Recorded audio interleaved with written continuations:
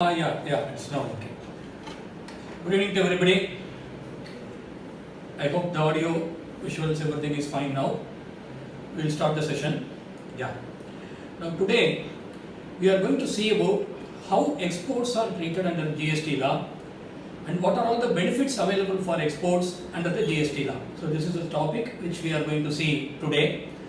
So exports and export benefits under GST. Now, if we have to understand how export is treated under GST law, a small recap of as to how it was treated under the legacy laws, that is also important. So without understanding how export was treated earlier under excise law or service tax law, we cannot straight away get into how export is being treated in GST law. So we will have a brief recap as to how export was treated under the earlier laws. See, export has to be promoted. It is a policy of every country that exports need to be given all sort of incentive because it brings foreign exchange. So it is a policy of every country that export needs to be given lot of incentives. So coming to the tax perspective, the reliefs are twofold. The first part of the relief is there will be a relief on the taxes payable on the goods or services which are being exported. Normally, taxes are payable on any goods or services, but when the goods and services are exported, the tax payable on the goods or services need not be paid. That is one type of incentive given for exports. That is the tax which is payable on the goods or services which are being exported need not be paid. That is first part. The second part is, apart from giving exemption for the taxes payable on the goods which are being exported, that for exporting the goods or for exporting the services, I need lot of inputs and I need lot of input services which I have to procure from outside.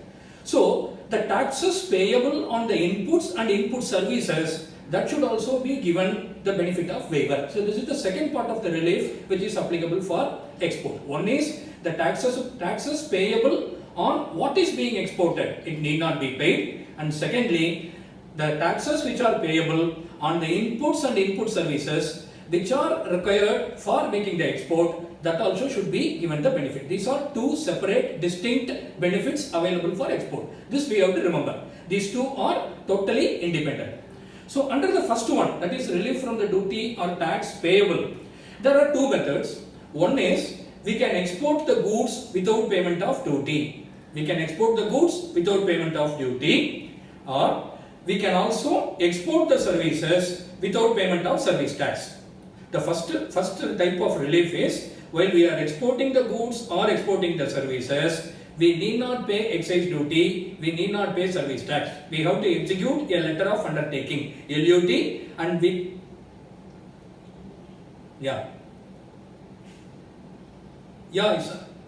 I saw the chat also. I'll take it. Okay. So the first part of the relief is, the first method by which the relief is given is that whenever we export the goods or whenever we export the services, we need not pay excise duty on the goods exported. We need not pay service tax on the services exported. This is the first type of relief. The second type of relief is we can pay the tax. We can pay excise duty on the goods exported. We can pay service tax on the service exported. And after the export is complete, we can get refund of it. It's a rebate. For service tax, this option was not available. After the negative list, this option is not available for services. For goods, we can choose to pay tax, that is excise duty, and after the export, we can claim refund. One may wonder, why should I first of all pay the duty and go to the government for seeking a refund? This will be required where we have lot of SENVAT credit. If we have enough input tax credit, using the credit, we can pay excise duty for the goods, and after the export is complete, we can claim it as a cash refund. So these are the two types of reliefs available as far as the duty or tax payable on the export is concerned. Now, coming to the relief on account of the duty on raw materials and input services. So if I have to export, I need lot of inputs, I need lot of input services, I have to procure those inputs, I have to procure those input services. All those things will come with tax, but since my final product or my final output service is exported, I should be given a relief from the taxes on my inputs and input services also. This is the second part of the relief that is given in different methods. The first one, if I am an exporter, let it be goods or services, whatever it is, when I purchase inputs or input services on payment of tax, then I am eligible to take SENVAT credit. Even though I may not be paying tax on my output, my export, still I am eligible to take SENVAT credit. This is the first benefit. After taking the SENVAT credit, what can I do? I can use it for any other purpose. If I have domestic clearances, I can pay duty using the SENVAT credit. So this is one type of relief available for the taxes paid on inputs and input services. Suppose if I am not able to use the credit, my export clearances are more, or I don't have a domestic clearance, so I cannot utilize the credit, then I can apply for refund under Rule 5 of the SENVAT credit rules. So I can take SENVAT credit, that is the first step. I can use the SENVAT credit for payment of my tax liability. If that is not possible, I can apply for refund of the SENVAT credit under Rule 5 of the SENVAT credit rules. This is the second type of relief available. The third type of relief is, this is not under the SENVAT credit rules, there is something called rebate. So we also saw export can be made on payment of tax. When I am exporting the goods, I can pay excise duty, claim it as a rebate. We call it as final product rebate. Similarly, whatever excise duty is paid on my raw material, I can apply for a rebate and I can get a rebate. We can call it as input stage rebate. This is under Rule 19 of Central Excise Rules. We can get relief, I think it is 18. So input stage rebate, that is one option available. And secondly, there were various service tax notifications, 41 of 2007, 9 of 2009, like that, where whatever service tax was paid on the input services received, I can claim refund. If I am an exporter, I can claim refund of the service tax on various services. This is another type of relief. The another method, an alternative is, I can procure the input without payment of duty. Why I should procure first on payment of duty, then take SENVAT credit, claim refund or claim rebate? Instead, procurement itself will be exempted. That is under notification 43 of 2001, Central Excise. The supplier, whoever is supplying inputs to me, he can clear the goods without payment of excise duty. So that option is also available under notification 43. So these are all alternative. I cannot claim both. On the one hand, I procure it without payment of duty, then I claim rebate also. That is not possible because no tax is paid on the input. So all these reliefs are mutually exclusive. So another relief which is given for the taxes paid on input and input services is the drawback. Drawback by itself is a separate topic. We can talk for several times, but briefly I will say the impact of drawback, because unless we understand here, it will be difficult to understand it under GST also. So drawback is another form of relief given for the taxes suffered on the inputs and input services which are used for export of goods or services. So it is again a relief for the taxes paid on inputs and input services. So now there are two types of drawbacks. One is all industry rate, the second one is brand rate.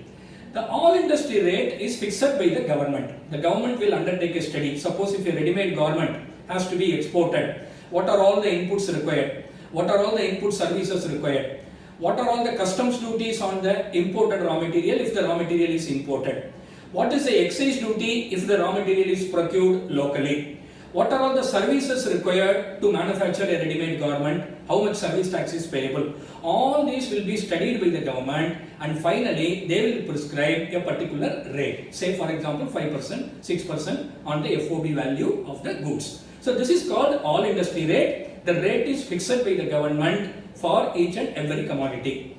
The second type is, suppose for example I am an exporter of ready-made garment, the drawback rate is 6% of the FOB value.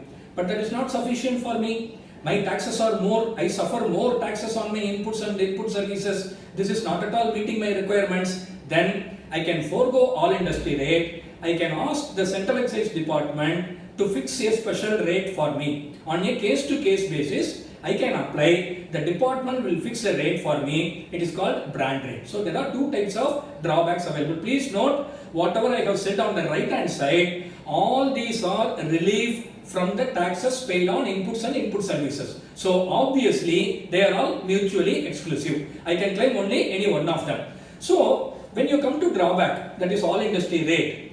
Suppose if I have taken Senvat credit, I am purchasing materials locally, I am taking Senvat credit. So I should not be given drawback also. That will amount to double benefit. So here what happens, the drawback rate has two types. Whenever a Senvat credit facility has been availed by a particular exporter, if a particular exporter is taking Senvat credit for his local purchases, then he will be given a lesser rate of drawback. That is only to compensate the customs duties involved. Some imported raw materials may be required. This particular exporter may not import. It is not on a case-to-case basis. On an overall country basis, whatever is the customs duty component, that alone I can get, and for local procurement, I will take Senvat credit. So, if an exporter is opting to take Senvat credit, then his all industry rate drawback will be a lesser rate. Suppose if he is not taking Senvat credit, or even if he has taken, he reversed the credit, then he can claim full drawback. The all industry rate at a higher rate he can claim. For certain commodities, both the rates will be the same. With the Senvat, without Senvat, both are 6%, which means it is only the customs component. No excise component has been taken into account by the government while fixing the rate, and they can get even along with Senvat credit also. So, as I said, there are two types of export benefit. One is relief from the taxes payable on the goods and services exported, and the second one is the taxes payable on the inputs and input services which are required for doing the export. This is the second type of relief. So these two types of relief should not be confused. It should not be confused. Now, we will move on. We will move on to GST law now. See, the GST law defines, that is the IGST Act, section 2, subsection 5 defines what is export of goods. The definition is very simple. Taking goods out of India to a place outside India. That's all. Taking goods out of India to a place outside India. Very, very simple definition for export of goods. Coming to export of services, subsection 6 defines, lot of conditions are given. The first one is the supplier should be in India. The supplier should be in India. The recipient should be outside India. The recipient should be outside India. Place of supply is outside India. We have seen place of supply. Raghavan Ramamuthan has already explained how to determine place of supply for services. Section 13 will apply. So, applying section 13 of the IGST Act, we have to decide what is the place of supply. And if the place of supply falls outside India, then only it will qualify as an export. This is also one of the conditions. The next condition is the consideration should be received in foreign exchange. If I receive in INR, it will not be qualifying for export. The consideration should be received in foreign exchange. And the next condition is it should not be a transaction between a head office and a branch office. Suppose I have my own office in a foreign country, I provide some service to them, they also pay me in foreign exchange, still it will not be qualifying as an export of service. So it has to be between the independent entities. It can be related person, no doubt, but it cannot be between establishments of the same person. So if you compare the definition of export of goods and export of services, the export of goods definition is very, very simple. It does not even say that I have to receive foreign exchange. The receipt of foreign exchange is also not one of the conditions prescribed in the definition of export of goods, whereas for service that is also one of the important conditions. So this is the definition of export under GST law. So we should also understand another term called zero rated supply, because lot of juniors are also there. I am going little elementary, which may look elementary for some of the seniors, but kindly bear with me, I will try to balance. So one of the another term which we have to be familiar is the zero rated supply. Zero rated supply doesn't mean all exempted goods are zero rated supply. No, it is a special term. Zero rated supply means only export of goods or services. So export is treated as zero rated supply. And next, any supply to an SEZ unit or to a developer of SEZ, only these three clearances are known as zero rated supply. Export of goods or services, supply of goods or services to SEZ unit, supply of goods or services to SEZ developer. This is called zero rated supply. And Export is an interstate supply. The law specifically laid out, we don't have to break our head whether export is an intrastate or interstate and all. It has been specifically declared under the IGST Act, export is an interstate supply. So always it will be only an IGST transaction. Export is an interstate supply. Zero rated supply means export or supplies to SEZ or SEZ developer.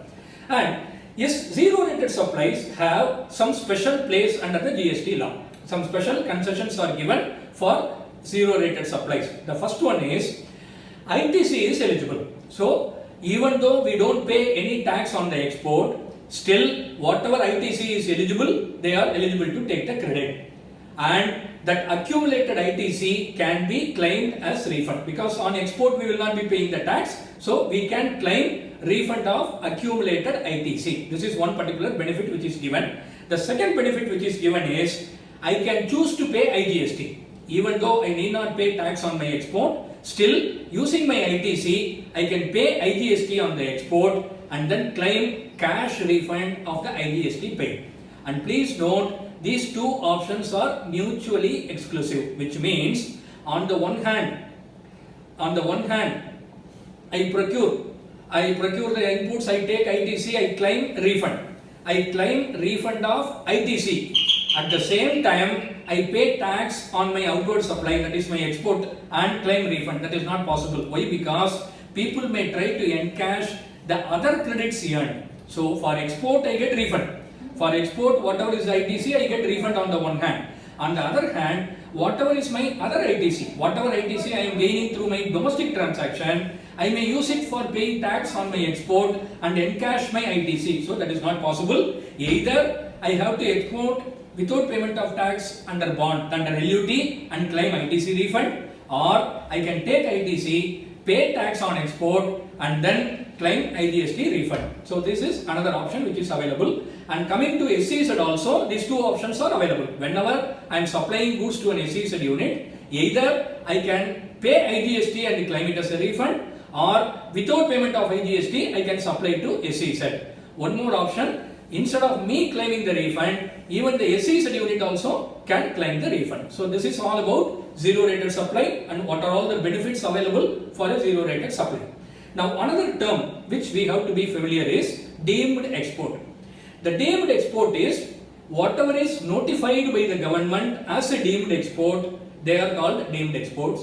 So government has issued a notification 48 of 2017. Under that, these four transactions are given the status of deemed export, that is supply against advance authorization. That is, somebody is having an advance authorization, they come to me, so they ask me to supply. So in my hands it will be a deemed export. Actually I am supplying only to a local person, but he has an advance authorization, so my supply will be deemed as an export. And second, so some person is having an EPCG license, export promotion capital goods license he is having. He is coming to me and he is asking me to supply some capital goods. I am supplying to an advance authorization, a EPCG license holder. So it is a deemed export in my hands. And third one is supplies to EOU. I am making a supply to a 100% export oriented unit. So then it is a deemed export for me. The fourth one is not very important, supply of gold by bank and PSU against advance authorization. So these first three are very important. So any supply made to an advance authorization holder or an EPCG holder or a supply made to an EOU, it will be treated as a deemed export in the hands of the supplier. So deemed export. Once it is a deemed export, it is not zero rated supply. This is not given the status of a zero rated supply. Now the benefits are GST has to be paid. At the first place, GST has to be paid by the supplier. There is no threshold exemption, and after paying that, refund can be claimed. Either the supplier himself can claim the refund, or the recipient, the advance authorization holder, or the EPCG license holder, or the EOU, recipient of the goods, they can claim refund. This is as far as deemed export is concerned. So we should also be familiar with deemed export. The next important concept is merchant export.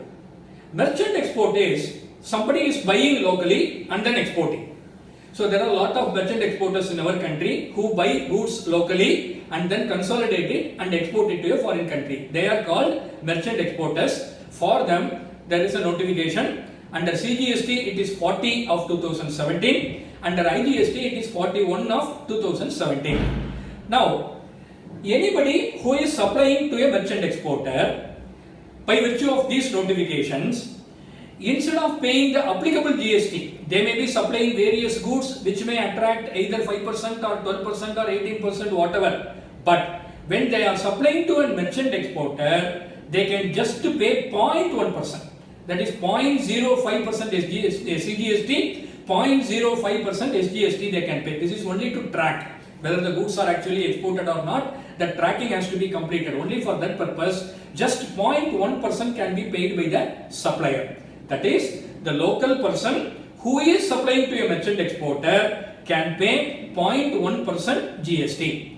Then the goods have to be directly exported. The merchant exporter cannot bring it to his place, keep it for some time and then export it. That is not possible. The goods have to directly move from the supplier's place to the port or ICD or wherever it is. So now, what happens to this 0.1% paid by the supplier? So in the hands of the supplier, he will be paying only 0.1% for his supply to the merchant exporter. So there will be an accumulation of credit.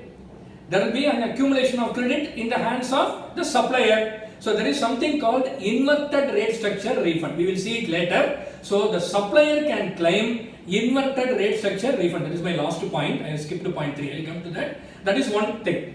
Once the supplier pays 0.1%, in supplier's hands there will be accumulation of ITC. He can claim inverted tax refund. And coming to the recipient, that is the merchant exporter, he can take ITC of that 0.1% and claim refund. So he can take 0.1% ITC, export the goods without payment of IGST and claim refund of this particular 0.1%. So the merchant exporter cannot pay tax and export. If he is procuring under 0.1%, he cannot pay tax and export because he will encash other credit. The point is very simple. Whenever you are getting any benefit for the taxes on raw material, whatever benefit if you are getting on the taxes on raw material, then your export should be only without payment of tax. You cannot pay tax and export because in that process you will encash your other ITC. So that is not permitted. So whenever you want to pay tax and export and claim refund, all your raw material should have been tax deferred. We should not enjoy any concession on the raw material part, that is input or input services part. This is very important. Now, Section 54. Section 54 of the GST, is my voice now clear? That is a message. Now, Section 54 of the CGST Act, it deals with refund. It deals with all types of refund, not only export refund, it deals with all type of refund. So, one refund could be any excess paid tax. I am liable to pay only 12%, by mistake I paid 18%. I can claim refund of excess amount. I wrongly paid tax, my product is exempted but wrongly I have paid, that I can claim refund.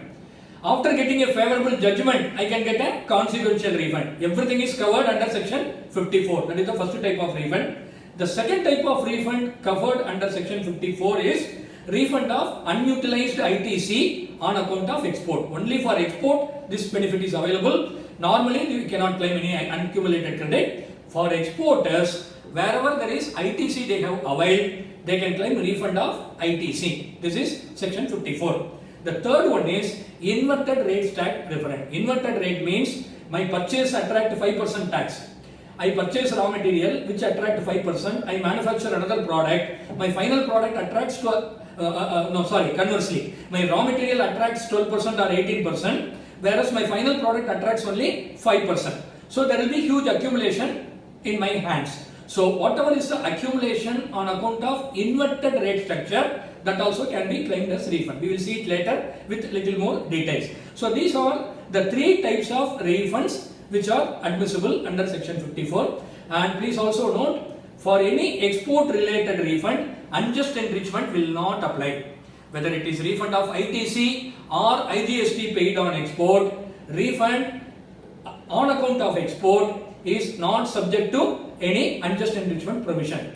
Prithvi, if anybody wants to intervene and ask a very pertinent question, please raise your hand so that Prithvi can unmute it. It need not be always, we can reserve it for final. If you want to ask anything very, very important, please raise your hand and Prithvi will unmute you. So now a refund claim has to be filed within 2 years from the relevant date. The time limit is 2 years from the relevant date. So now what is the relevant date? There are various relevant dates which has been prescribed. I don't want to go into every one. For export, it is the date on which the goods leaves the country. If it is a ship, the date of dispatch of the ship. If it is services, the date of realization of foreign exchange. Today I may provide service, I may raise an invoice, but I may get the payment only after 6 months. So the relevant date is the date of receipt in foreign exchange. I will also be sharing the PPT, so I need not go into all the details. The relevant date as far as export is concerned, when it is goods, whenever the goods or the aircraft or the vessel leaves the country, or whether the goods cross the land border. And when it comes to export of services, it is the date of receipt in foreign exchange. So this is the relevant date. Within 2 years from the relevant date, the refund claim has to be filed. This is section 54. Now the CGST rules, they give the lot of procedures and conditions whenever any refund is claimed. Rule 89 or Rule 96 are very important. Rule 89 deals with ITC refund. That is export without payment of tax under LUT and claim of ITC refund. ITC means the taxes paid on input and input services will accumulate. So I purchase input, I receive input services, all these are coming with GST. I am taking ITC. Using that I am exporting. Export I am not paying any tax. So what I will do with my ITC? I can claim refund. That is called ITC refund. So for ITC refund, the formula prescribed under Rule 89 is net ITC. Net ITC means the credit taken in that particular month.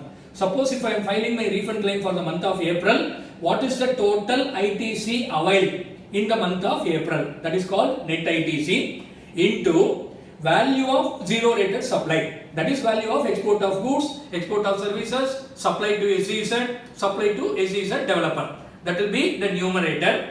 And the denominator will be my total turnover, including my domestic clearances. Exempted clearances we need not add, because for exempted clearances we are not eligible for credit at all. So unnecessarily my credit refund entitlement will be reduced. So the denominator will be my total turnover excluding any exempted clearances.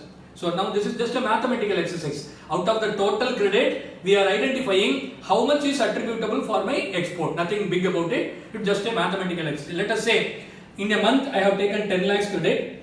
In that month my export value is 4 crore and total turnover is 10 crore. Then I am eligible to get 4 lakhs credit. This is the maximum refund I am eligible. Now this has to be compared with two other factors. So April 2019, I may be filing the refund claim now. Maybe in April 2020, I have 2 years, so now I am filing the refund claim. So my maximum entitlement as per the formula is 4 lakhs. The next thing what I have to see is what was my ITC balance at the end of April 2019. Because my claim is for April 2019. So how much ITC balance I had in April 2019, I have to check. And next I have to check how much is my ITC balance today. When I am filing the refund claim, how much is the ITC balance available? So I will get only minimum of these three. Maximum refund as per formula is 4 lakhs. Suppose in April 2019 I had only 2 lakhs credit. Today I have 5 lakhs credit. Then I will get only the minimum. 2 lakhs only I will get the refund. So this is how the refund entitlement has to be worked out. The next requirement is whenever I file a refund claim, I have to reverse equal amount of credit in my ITC. That is, there will be an electronic credit ledger. I have to reverse because on the one hand I retain the credit, on the other hand I get the refund. So I will get double benefit. So whenever I file any refund claim, I have to reverse equal amount in my electronic credit ledger. As we all know, there are 3 types of GST: IGST, CGST, SGST. So my ITC also I will have 3. Maybe even if compensation sets also we may have, we don't forget about the compensation sets. At least minimum 3 credits I will have. Suppose when I am claiming the refund, how to do the reversal? Whether to reverse the entire amount in IGST or SGST, for that the law does not provide any answer. A circular says first I have to reverse from IGST and then the balance amount has to be reversed equally from CGST and SGST. There is a bigger issue whether when the law does not prescribe any method, through circular it can be done or not. That's why a lot of refunds are being rejected on this ground. board has issued a circular, it is only an advisory. Even though people have not followed this order, still the refund claims can be processed. That way they have clarified. But still, whether that order of reversal, is it mandatory when there is no provision in the statute, these are all other factors which we have to see later. That is the procedure. Now, all the terms used in the formula are defined in the rules. Net ITC, as I have already said, it means the ITC taken in that month. Please note, we cannot include opening balance. Suppose let us say, from the start of GST, I have not taken any ITC refund. I am an exporter, I don't know about the law, I have not claimed any refund. Today I want to take the refund, but most part of it is already hit by time mark. 2 years is over. So I can take refund only for the credits taken in the respective months. Whichever months are within the 2 years period, that alone I can claim. Opening balance I cannot claim by way of refund. That is one thing. Second, turnover of zero rated supply means my turnover of export of goods, export of services and SEZ supplies. There is no difficulty in that. Turnover of zero rated supply of services also is defined. Here there is a small hitch. What is that? That means aggregate of the payments received. I have underlined it. This month I might have raised 10 export invoices. That doesn't mean the total of the 10 invoices will be my turnover. Export of zero rated supply of services. No. I might have raised 10 invoices in this month. The total of that 10 invoices is not my export turnover. Whatever payments I have received during this month. The export of service might have happened last month or a month before. But if I am filing my claim for April 2019, whatever amounts I have, this is only for services, not for goods. Please note, for turnover of goods, for turnover of zero rated supply of goods, we have to go by the invoices raised. The export invoices raised in that particular month for goods. When it comes for services, I might have raised 100 invoices in this month. That is not relevant. How much amount I have received for the exports affected by me either in this month or in the previous months, that on realization basis I have to take the turnover. Now this is the numerator. Numerator is total turnover of zero rated supply, which includes supply of goods and supply of services. The denominator is adjusted total turnover. This is the total turnover of the company excluding the exempted supply. Suppose I manufacture one particular product which is attracting no GST, it is exempted. I am selling it locally. That turnover need not form part of the denominator, because since that particular product is exempted, I cannot take any ITC for it. I may have to reverse under Rule 42, proportionate reversal. So that exempted turnover will not be forming part of the denominator. That we have to note very carefully. Now, there are some more conditions under Rule 89, which is very important. If the supplier has claimed deemed export benefit, that is, I am an exporter, my supplier has treated it as a deemed export. I may be an advance authorization holder or I may be an EOU. I am procuring the goods from my supplier. He treats it as a deemed export. He claims refund or he charges tax and gives to me. I am an exporter. Then I can, suppose if he has claimed the refund, my supplier, in his hands it is a deemed export and he claims refund. In my hands, for that particular input, I have not suffered any tax, but I might have procured 100 not out. What is that? Okay. Now, somebody else, some other raw materials also I might have procured. Apart from procuring my material from A, I need other raw material from some other exporters. They have not claimed deemed export benefit. They have paid tax. To that extent, I can claim refund. Only to that extent of benefit claimed by my supplier who treated it as a deemed export. Other than that, all other inputs and input services, I can get refund as an exporter. That is one particular condition. And second one, if my supplier has paid 0.1% tax, he has paid 0.1% tax, then I can take ITC of it. Apart from that particular material, I might have procured other inputs and other input services also. I am eligible to claim refund for my other inputs also. Just because I have claimed one inputs under 0.1%, it does not mean that I cannot get any other ITC refund. For other inputs and input services also, I am eligible. Similarly, I have procured some inputs under advance license. and I can claim refund for other inputs. I have imported some raw materials under advance license, no taxes, exempted. But there may be other inputs which I have procured locally with payment of GST. For that I can claim the refund. All these are prescribed under Rule 89. Now, we should also see the impact of drawback as well as ITC refund under GST. So earlier under excise law we have seen Senvan credit and drawback are mutually exclusive. If I take Senvan credit, I cannot go for higher rate of drawback. That is all industry rate, higher rate I cannot claim. Because all these are relief for the duty paid on the inputs. So there will be dual benefit. So the situation under GST, what has happened, up to 1st October 2017, the law continued as such. But with effect from 1st October 2017, the drawback rules have been amended. So the drawback rules have been amended to the effect that hereafter the drawback rate will comprises of only the customs component. The imported material, basic customs duty or other customs duties alone will be taken into consideration while fixing the all industry rate. We will not take into account any IGST or any GST component. So from 1st October 2017, drawback and ITC refund can go together because drawback is only for customs component with effect from 1st October 2017. But for the first 3 months, this has not been done. So what will happen after up to 39/2017? If I want higher drawback, I am not eligible for ITC. I have to calculate how much ITC I have taken on my export, then I have to reverse it. Alternatively, if I want ITC, I can claim only without SENVAT drawback. I cannot claim higher drawback where with SENVAT is eligible. I can claim only the lesser drawback which is applicable for without SENVAT benefit. But wherever both the rates are common, even earlier to 110/2017 also, if when both AR rates are common, then it means it is only a customs component, I can claim that. So please note it very carefully.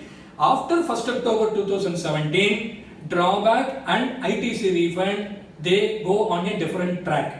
GST is not taken into account in the drawback rate fixation. Drawback is only for the customs duty component after 1st October 2017. But from 1st July 2017 to September 2017, because the drawback rules were not amended, the option is with the exporter. If he wants higher drawback, he has to reverse proportionate credit. If he wants the credit, he has to go for lesser drawback. So this is the position during the first 3 months. Now, this is what so far we have seen about refund of ITC.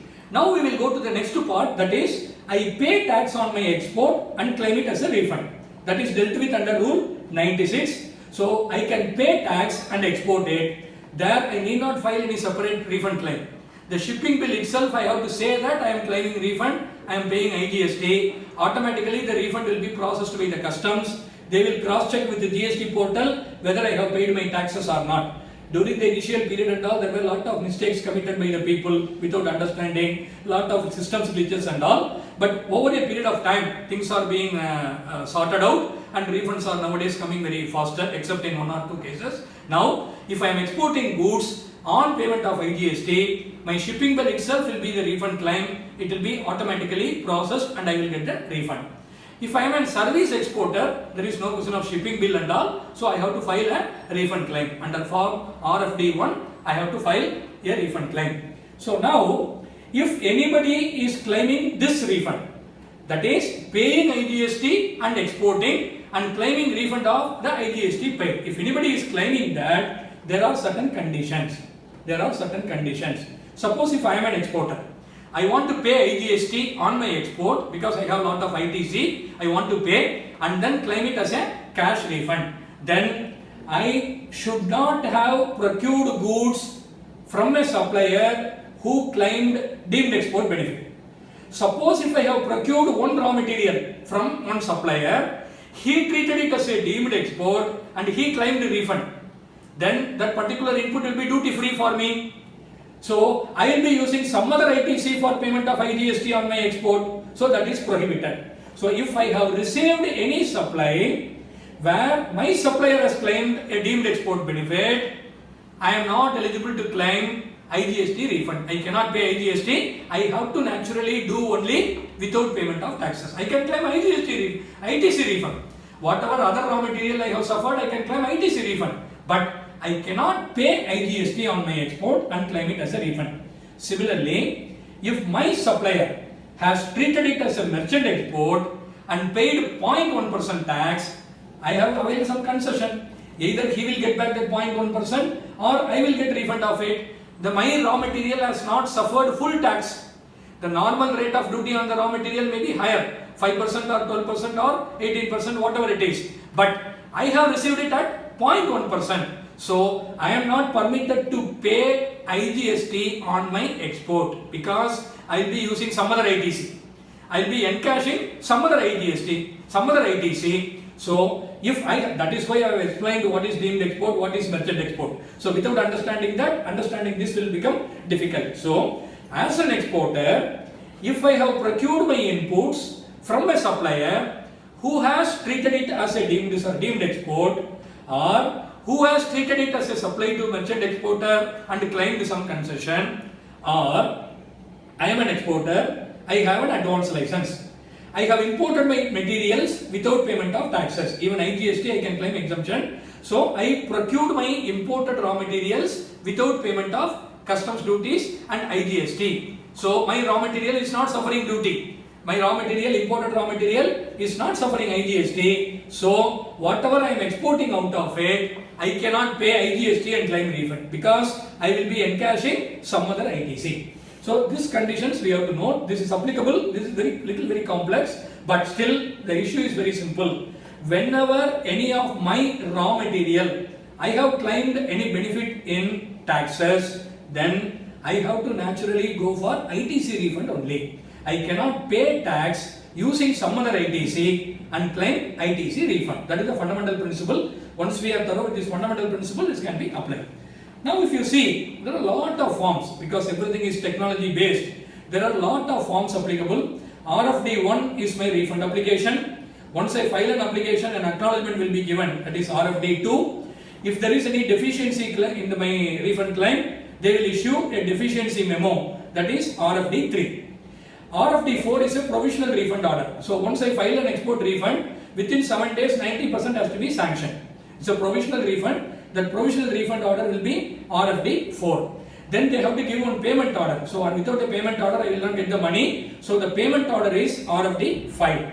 Then the officer will examine my eligibility. All claims will be scrutinized, and finally one order will be passed, either sanctioning or rejecting or partially sanctioning, partially rejecting. An order will be passed. That order is called RFD 6. Natural justice will be followed. Notice will be issued. Order is called RFD 6. The form will be RFD 6. Then, if my refund is adjusted towards any other liability, I have some other confirmed demand. The department wants revenue recovery mode. Say they are adjusting my refund against my due. For that, they will issue one RFD 7. If they want to issue a show cause notice, that form is RFD 8. Actually, they should have preceded the order. Order is RFD 6 and show cause notice is RFD 8. Maybe they think that whatever be the notice, the order is known earlier. So in a later wing, I am saying. So the order is RFD 6 and notice is RFD 8. And whatever reply I have to give, it is RFD 9. So RFD 9, whether whatever reply you submit, already RFD 6 will be passed. I don't know whether that is what is meant in a later wing. RFD 10, that is not very important. So LUT, letter of undertaking, is RFD 11. There are so many forms available. So these are all the forms. Now, some vital issues. I think we are on time now, 5:45, maybe another 10 minutes. I think it is going fine now. If there are any issues, please give it in the chat window. I'll just wait for 30 seconds for any feedback. Just 30 seconds. If you have any observation, please chat so that I can correct accordingly. Otherwise, I will continue.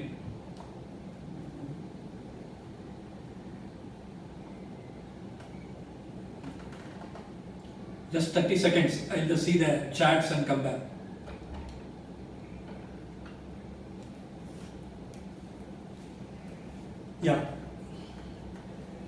Yeah, okay, right. Somebody is doing something, that is why it is coming on the screen. I don't know whether it is me or what. Now, some important aspects.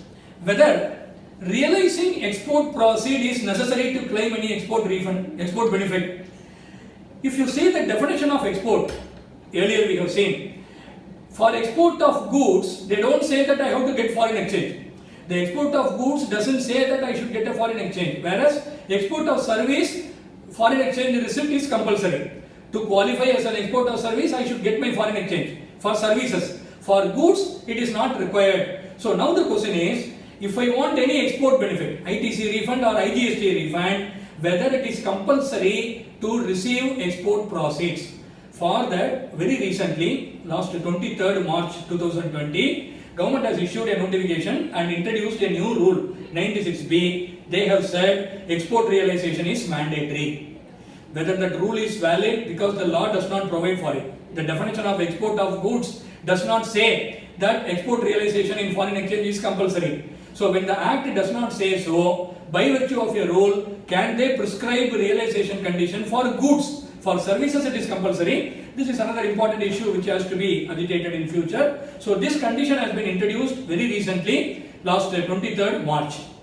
Now, another amendment was also made on 23rd March. See, we all see about over invoicing of export. A lot of frauds are going on. People just export some junk, put a high exorbitant value, and they get a lot of export benefits based on that value.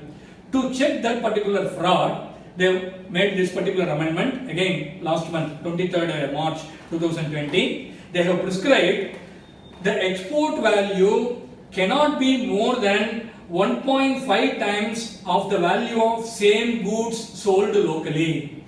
If I am selling the same goods locally for 100 rupees, my export price cannot go beyond 150 rupees. This is what they have prescribed very recently, 23rd March. So my export value cannot be more than 1.5 times of my domestic price. If I am not selling the goods domestically, I am 100% exporter, I don't sell it locally, then they will go to a similar supplier. See, Mr. Balaji was talking about transfer pricing, SVB valuation, all those are going to come under GST also. So for export valuation, for any export refund, if I don't have a domestic price, we have to scout for a comparable price, and my export price should not be more than 1.5 times of my domestic price or a comparable price. This is also a recent amendment. So another important aspect is, as we all know, there are two types of export valuation, FOB, CIF. FOB means free on board, CIF means cost, insurance and freight. So suppose if I am an exporter, I can quote my price FOB or CIF. FOB means I will load the goods in the ship or in the aircraft. Beyond that I will not bear. The freight, the ocean freight or air freight, that has to be borne by my importer. That is called FOB price. CIF price means I bear freight also, I bear my insurance or transit insurance also, I will give a composite price, and that price will always be more than the FOB price. Out of these two values, which has to be taken for computing all our export turnover? So if you take CIF value, I will get more benefit naturally. So if I take FOB value, my benefits may be lesser in many times. So now the question is whether to take FOB value or CIF value. Under the earlier excise law, port is the place of removal. For export of goods, the port is the place of removal. So any expenditure, any freight incurred beyond the place of removal will not form part of the valuation. So there were judgments, there were circulars saying that for export valuation, FOB value to be taken. That is relevant under excise law. But under GST law, there is no concept of place of removal, and composite supply is there. Madam Aparna, we had a very lively discussion with her on composite supply. So once my price is a CIF price, it becomes a composite supply. My freight also will become part of the price of my export goods, so I should take only my CIF price. Even otherwise, even if it is not a composite supply, you treat it independently, then everything is exported, the goods are exported, the transport service is an export of service, the insurance service is an export of service. All that will satisfy the definition of export of service. So looking at from any angle, it is only the CIF value which is relevant under GST law, and it is not. Anyway, these people may not agree, but still these are all the areas which we will be fighting in the courts in future. But in some places refunds are rejected. If you are claiming it under CIF, the department says FOB, but this is another area which has to evolve over a period of time. Next, all export related refund will be paid only in cash. It will not be given by way of credit in the electronic credit ledger. So then it will be of no use. So ITC refund or IGST refund, it will be given only in cash. Recently, that is again on 23rd March 2020, they made another amendment. So what some people may do, I have a lot of credit. I don't know what to do with it. There is a lot of accumulation. I can't get inverted refund. I am not an exporter. So what I can do, I call my friend. Prithvi is my very good friend. I call him. So this particular commodity price is only 100 rupees. But I will put some 10,000 rupees. I will put the value. I pay GST. And subsequently I will claim refund. I paid the GST by using my credit. So I will put 10,000 rupees value for my 100 rupee product. I will sell it to somebody who is known to me. Then I will pay the tax using ITC. Then I will go to the department, say I have wrongly paid it. I should have put only 100 rupees. Please give me refund. And that refund, if it is given in cash. So people can try to encash their ITC by doing such kind of a mischief. To avoid that, last 23rd, they brought an amendment. The amendment says, if originally the tax was paid, this will not apply to export refund. This will not apply to any export refund. For other normal refund, originally if you have paid the tax in credit ledger, refund also will be only credited to credit ledger. Originally if you have paid it in cash, we will give you in cash. Immediately you will ask, I am not paying my tax one by one invoice wise. I total all the invoices and total amount I pay something from credit ledger and something from cash. How will you find out whether a particular invoice, whether it was paid from ITC or from cash? We can find out. For that also they have prescribed. They said, if that particular mistake has happened in the month of April 19, I sold some 100 rupee item for 10,000 in the month of April 2019 and subsequently claiming refund of wrongly paid tax. Now they will take my April 19 return. What is my total tax liability for April 2019? How much percentage was paid through credit? How much percentage was paid through cash? So the same percentage, the refund will be given. To the same percentage it will be credited to. So no kind of mischief can be done like that. Very thoughtful provision they have made. See, GST law for that matter, or even our service tax law earlier, it's all trial and error. Government comes out with something, some people try to misuse the provisions and government comes out with more stringent provisions. So in the process even honest assessees may get affected. But we can't help it because as we know, the amount of and level of frauds that are happening, the amounts involved are very, very huge. So the government is doing lot of measures to check all type of activities. So this is another recent amendment which they have brought out. Now, we saw something about this inverted tax refund. Inverted tax refund, we saw something. Just a minute. Refund due to inverted tax structure. We saw that. 1 minute. Yes. See, suppose if my sales, my output supply is attracting a lesser tax, 5%, let us say.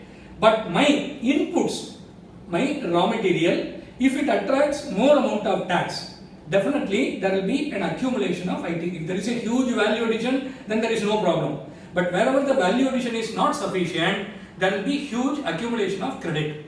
For that, the GST law provides, if there is an accumulation of credit on account of inverted rate structure, then refund is eligible. This is a benefit given under GST law. Prior to GST, there is no such refund.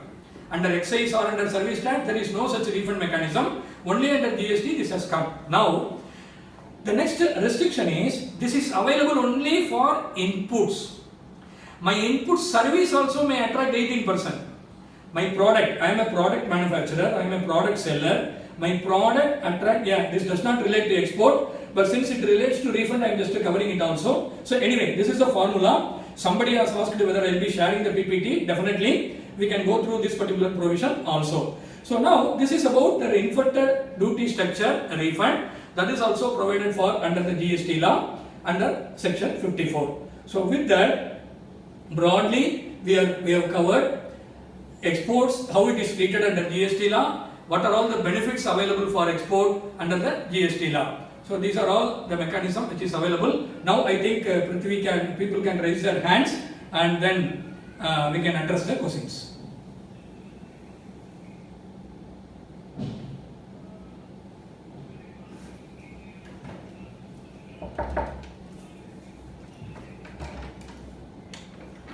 Yeah, 1 minute, sir. Please come again, sir. Please come again.